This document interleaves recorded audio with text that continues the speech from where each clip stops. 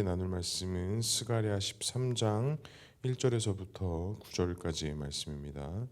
스가랴 13장 1절에서부터 9절까지의 말씀, 우리 한 절씩 교독하고 마지막 절 함께 읽기로 하겠습니다. 1절 제가 먼저 읽겠습니다. 그날에 죄와 더러움을 씻는 샘물이 다윗의 족속과 예루살렘 주민을 위하여 열리리라. 만군의 여호와가 말하노라. 그날에 내가 우상의 이름을 이 땅에서 끊어 기억도 되지 못하게 할 것이며 거짓 선지자와 더러운 귀신을 이 땅에서 떠나가게 할 것이라. 사람이 아직도 예언할 것 같으면 그 낳은 부모가 그에게 이르기를 내가 여호와의 이름을 빙자하여 거짓말을 하니 살지 못하리라 하고 낳은 부모가 그가 예언할 때 칼로 그를 찌르리라. 그날에 선지자들이 예언할 때에 그 환상을 갖기 부끄러워할 것이며 사람을 속이려고 털옷도 입지 아니할 것이며 말하기를 나는 선지자가 아니요 나는 농부라 내가 어려서부터 사람의 종이 되었노라 할 것이요 어떤 사람이 그에게 묻기를 내 두 팔 사이에 있는 상처는 어찌 됨이냐 하면 대답하기를 이는 나의 친구의 집에서 받은 상처라 하리라. 만군의 여호와가 말하노라. 카라 깨어서 내 목자 내 짝된 자를 치라. 목자를 치면 양이 흩어지려니와 작은 자들 위해서는 내가 내 손을 들이우리라. 여호와가 말하노라. 이 온 땅에서 3분의 2는 멸망하고 3분의 1은 거기 남으리니. 함께 읽겠습니다. 내가 그 3분의 1을 불 가운데에 던져 은같이 연단하며 금같이 시험할 것이요 그들이 내 이름을 부르리니 내가 들을 것이며 나는 말하기를 이는 내 백성이라 할 것이요 그들은 말하여 여호와는 내 하나님이시라 하리라. 아멘. 오늘도 말씀과 기도의 자리에 오신 성도님들을 사랑하고 축복합니다. 또 본문의 말씀을 통해서 주님의 귀한 음성 듣는 시간 되기를 소망합니다. 13장의 말씀은 이제 어제의 말씀에 이어서 예루살렘 성전의 회복과 하나님께서 인도하시는 그 가운데에 나타나는 또 여러 가지 회복의 모습들, 또 거짓 선지자들의 어떤 결과들, 또 남은 자들의 연단과 시험에 관한 부분들을 담고 있습니다. 회복 가운데에서 하나님께서 하시는 일이 무엇이다 라고 오늘 말씀에 말씀합니까? 2절에 이렇게 말씀합니다. 만군의 여호와가 말하노라. 그날에 내가 우상의 이름을 이 땅에서 끊어 기억도 되지 못하게 할 것이며 거짓 선지자와 더러운 귀신을 이 땅에서 떠나가게 할 것이니라. 1절에 보면 그날의 죄와 더러움을 씻는 셈이 다윗의 족속과 예루살렘 주민을 위하여 열리리라 라고 이렇게 이야기합니다. 여기서 이제 그날이라는 것은 성전의 회복의 날임과 동시에 미래적으로 메시아가 이 땅에 오시는 하나님의 정하신 때를 또 함께 이야기합니다. 그때는 이제 성도들의 어떤 죄의 문제를 해결할 수 있는 셈이 다윗의 족속과 예루살렘 주민을 위하여서 열릴 것이다 라고 이렇게 이야기하죠. 그러니까 이 죄의 문제를 해결할 수 있는 은혜의 길이 열릴 것인데 그것이 이제 셈이 열린다라고 오늘 이렇게 스가랴 선지자는 표현을 합니다. 근데 그 대상이 누구냐? 다윗의 족속, 예루살렘의 주민이다라고 이야기합니다. 이것은 바로 언약 자손 안에 있는 귀한 자손들을 이야기하죠. 그러니까 미래적으로는 예수 그리스도를 믿는 그 믿음으로 나온 자들에 대한 그 회복과 죄의 문제 해결들을 말씀하시는데 결정적으로 그 죄의 문제 해결의 그 내용들은 뭐냐? 오늘 2절에 방금 전에 읽었던 말씀처럼 그날에 내가 우상의 이름을 이 땅에서 끊어지게 할 것이다 라고 이야기합니다. 가장 먼저 하나님께서 말씀하신 것은 우상의 문제를 끊어내실 것이다 라고 말씀하셨다는 것은 그만큼 지금 이스라엘 백성들 가운데 이 우상의 문제가 끊임없이 반복되어졌다라는 것을 우리가 알 수 있습니다. 그런데 오늘 말씀 외에도 이미 이스라엘 백성들은 여러 가지 역사적 흐름과 내용들을 통해서 그들에게 항상 가장 큰 올무가 되었던 것은 바로 이 우상의 문제였습니다. 하나님이 있어야 될 자리에 하나님이 있지 않고 다른 이방의 신들을 그 자리에 세우고 이것이 마치 우리의 구원자다라고 이야기하면서 이스라엘 백성들의 어떤 정체성과 근간을 흔드는 것이 바로 이 우상의 문제였다라는 것이죠. 그러면서 그것을 이 땅에서 기억도 되지 못하게 할 것이며 거짓 선지자와 더러운 귀신을 이 땅에서 떠나가게 할 것이다 라고 이야기합니다. 우상의 문제와 함께 또 하나가 거론되는 게 이제 거짓 선지자와 더러운 귀신이다라고 이야기합니다. 그러니까 이스라엘 가운데서는 참 선지자도 있었지만 거짓을 이야기하고 잘못된 것을 이야기하는 이 거짓 선지자들의 문제도 함께 이 우상의 문제와 도사리고 있었다라는 것을 알 수 있습니다. 그런데 어떻습니까? 하나님께서 이런 죄의 문제, 거짓 선지자들의 문제에 대해서 이 땅에서 끊어낼 것이고 기억되지도 못하게 할 것이다 라고 단정짓고 선언하셨다라는 것이죠. 그런데 이것이 과연 이스라엘 백성들만의 문제였느냐? 그렇지 않습니다. 예수님이 이 땅에 오신 이후 지금까지의 이 기독교 역사를 보게 되면, 또 성도들의 이 삶을 보게 되면, 교회적으로나 성도적으로나 이 우상의 문제는 끊임없이 반복되는, 어찌 보면 우리가 이 땅에서 살아가는 데 있어서 정말 해결하려고 해도 해결되지 않는 문제가 바로 이 우상의 문제라는 것입니다.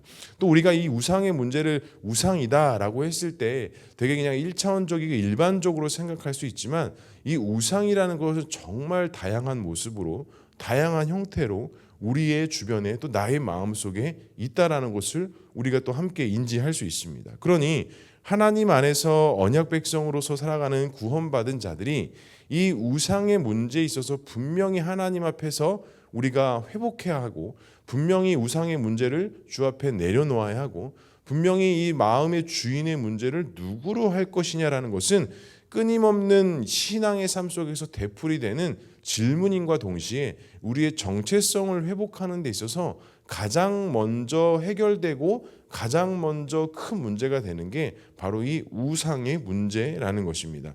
그렇기 때문에 주님께서도 항상 이스라엘 백성들에게 말씀하셨고, 예수님께서도 공생애 하는 동안 이 지상 명령 사역을 통하면서 하나님을 사랑할 것과 내 이웃을 내 몸과 같이 사랑하라는 이 지상의 가장 큰 대명령을 주시면서 그만큼 하나님과의 그 관계 속에서 이루어지는 그 언약 관계에 대한 중요성, 그 자리는 그 무엇으로도 대신할 수 없다라는 것을 예수님께서도 지속적으로 말씀하셨습니다. 그렇다면 사랑하는 성도 여러분, 혹시 내 마음 가운데 있는 우상은 무엇이 있습니까? 끊임없이 나의 발목을 붙잡고 나의 마음과 생각을 흔드는 그 우상의 문제는 무엇이 있습니까? 그리고 그 우상은 어떤 외형적인 형태를 가지고 있는 것만이 우상이 아니라 보이지 않는, 형태가 없는 우상의 문제도 우리의 삶 속에 너무나도 많이 있다라는 것입니다. 간절히 바라기는 하나님께서 그 회복의 때에 이 우상의 문제를 끊어내실 것이고, 이 우상을 다시는 이 땅에서 기억되지 않을 하나님의 은혜의 섭리가 있다라는 것을 기억하고 기도할 수 있는 저와 우리 모두가 될 수 있기를 주님의 이름으로 간절히 축복합니다. 또 3절부터는 또 이런 말씀들이 있습니다. 거짓 선지자에 대한 모습이 나옵니다. 3절에 보면, 사람이 아직도 예언할 것 같으면 그 낳은 부모가 그에게 이르기를 내가 여호와 이름을 빙자하여 거짓말을 하니 살지 못하리라 하고, 낳은 부모가 그 예언할 때에 칼로 그를 찌르리라. 거짓 선지자들에 대한 어떤 헛된 예언들, 잘못된 형태들을 이야기합니다. 그리고 그 하나님의 심판 때의 그 거짓 선지자들을 어떻게 할 것이냐, 4절 이후에 보면 그날에 선지자들이 예언할 때에 그 환상을 갖기 부끄러워할 것이며 사람을 속이려고 토롭도 입지 아니할 것이며 라고 이야기합니다. 그러니까 그 당시 거짓 선지자들은 이 선지자의 형태를 하기 위해서 이 털옷을 입고 마치 참 선지자의 모습을 가지고 잘못된 것을 이야기하는 거짓 선지자들이 있었다라는 것이죠. 하지만 그 하나님의 심판의 때에 더 이상 그 털옷도 입지 않고 그 부끄러운 그 고백들과 선포들을 하나님께서 기억되지도 못하게 할 것이다. 또 그 부모들로 인해서 상처난 것들이 무엇이냐라고 물어봤을 때 6절에 보면 친구의 집에서 받은 상처라 라고 이야기하며, 그 모든 것이 거짓되고 그 모든 것이 이제는 이루어지지 않는 그 거짓 선지자들의 결과적인 모습을 담고 있습니다. 그러니까 하나님께서는 이스라엘 백성들이 참 회복의 길을 가는 데 있어서 이 거짓 선지자들에 대한 경계, 분명히 하나님께서 수많은 시간들과 과정들을 통해서 하나님 말씀 앞에 머물러야 할 것을 이야기했지만, 이스라엘 백성들은 끊임없이 우상을 찾아가고 잘못된 선지자들의 마음을 뺏기고 생각을 뺏겨서 그들이 올바른 길로 가지 못했던 것을 하나님께서는 회복시키시고 돌이키시고 인도하셔서 하나님께서 참으로 원하시는 그 길을 가게 하신다라는 사실입니다.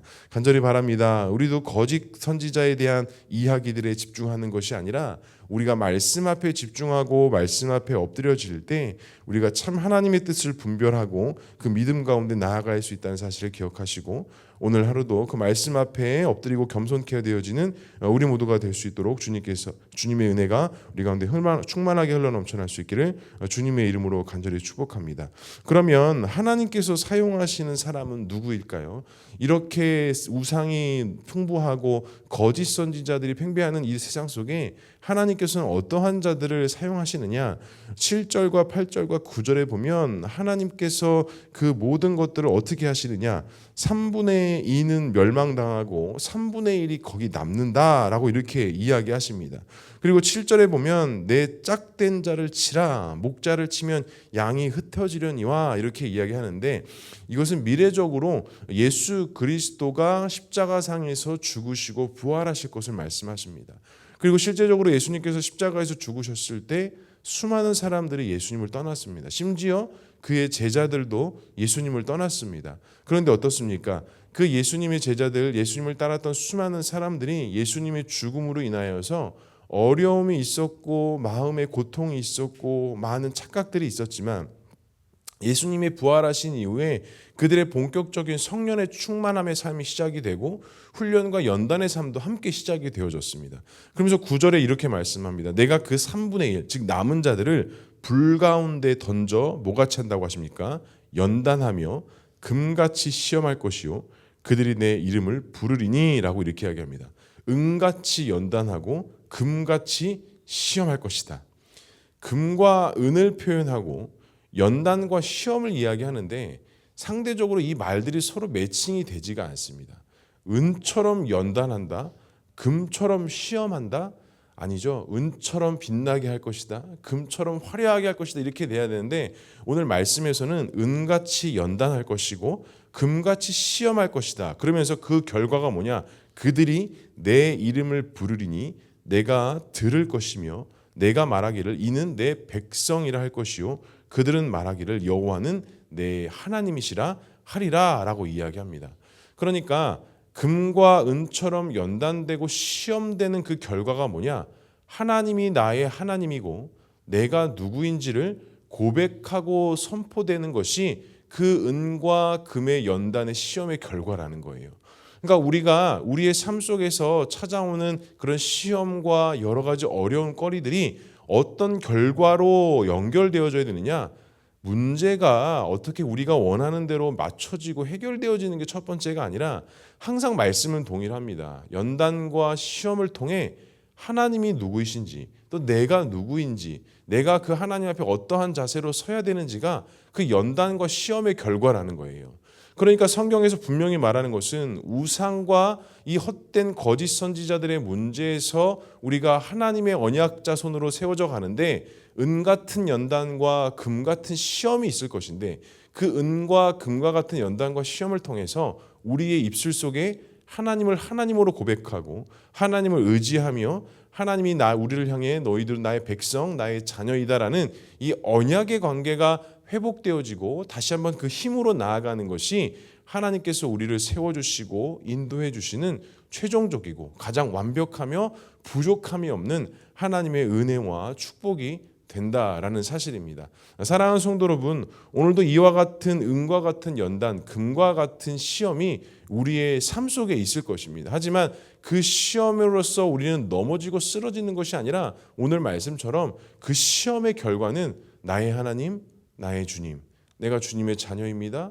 내가 주님만 의지합니다. 주님만을 붙잡습니다. 주님 나에게 말씀하여 주옵소서. 이렇게 고백하고 또 이렇게 선포하고 이렇게 순종하고 결단하면서 나아갈 때 우리는 정말로 예수 그리스도와 함께 동행하며 믿음으로 나아가는 귀한 소망의 길을 걸어갈 수 있다라는 사실입니다. 사랑하는 성도 여러분, 오늘 하루도 회복하게 하시고 인도하시고 우리를 이끄시는 그 하나님을 붙잡고 은과 금과 같은 연단과 시험을 잘 믿음으로 감당하셔서 오늘도 우리의 입술 속에 주님을 찬양하고 주님을 예배하며 주님께 모든 것 올려드리며 나아가는 귀하고 복된 하루 될 수 있기를 주님의 이름으로 간절히 축복합니다. 기도하겠습니다.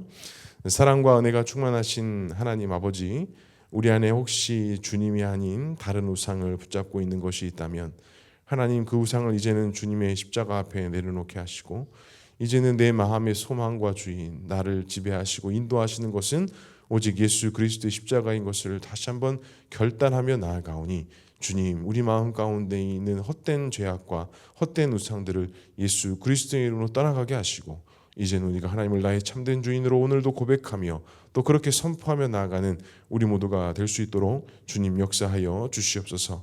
자꾸 손에 쥐어지려고 하는 것들을 이제는 주님 앞에 내려놓게 하시고 정말 우리의 마음에 품고 우리의 생각에 가져야 될 참된 소망과 참된 믿음을 생각하게 하셔서 이 모든 것이 하나님의 영광과 기쁨과 소망이 되게 하시고 또 그러한 삶을 살아갈 때 하나님께서 허락하시고 인도해 주시는 참된 축복과 은혜의 삶이 우리의 삶의 현장 속에서 흘러넘쳐날 수 있도록 주님 인도하여 주시옵소서. 우리 가운데 은과 같은 연관, 금과 같은 시험이 있을지라 할지라도 하나님, 그것이 주님께서 우리를 견고하게 세우시는 귀한 시험과 연단의 길인 것을 믿음으로 바라보게 하셔서 그 시험을 믿음으로 잘 감당하게 하시고 그 가운데에서 발견해야 될 것들, 그 현장 속에서 들어야 될 하나님의 음성을 분별하고 깨닫게 하셔서 정말 더욱더 우리의 믿음의 깊이와 넓이가 하나님 보시기에 기쁨과 소망이 되게 하시고 정말 하나님 나라 영광을 위해서 귀하게 쓰임받고 나아가는 우리 모두의 삶이 되어줄 수 있도록 주님 인도하여 주시옵소서. 우리 교회가 그러한 교회, 그러한 시험과 그런 연단 속에서 믿음으로 나아가는 교회 되게 하시고 더욱더 온 성도들이 성령 안에서 한 마음 한 뜻 되어 한 목소리를 내게 하시고 같은 마음과 같은 뜻을 갖고 기도하고 같은 믿음의 방향을 갖고 나아가는 귀한 공동체 되게 하셔서 주님의 소망과 기쁨을 이루게 하시고 하나님 나라 영광을 위해서 영원 살리며 나아가는 귀한 공동체 되어줄 수 있도록 주님 인도하여 주시옵소서. 오늘도 주 앞에 기도 제목 가지고 나와 기도합니다. 기도하며 간구할 때 주님께서 응답하여 주시고 이 응답되어 주신 은혜를 통해 하나님께서 우리에게 사랑과 소망이 되시며 하나님의 살아 역사하심을 다시 한번 경험하고 체험하며 나가는 귀한 기도의 제목 될 수 있도록 주님 인도하여 주시옵소서. 하나님께서 함께 하실 것을 믿사오며 이 모든 말씀 예수 그리스도의 이름으로 기도합니다. 아멘.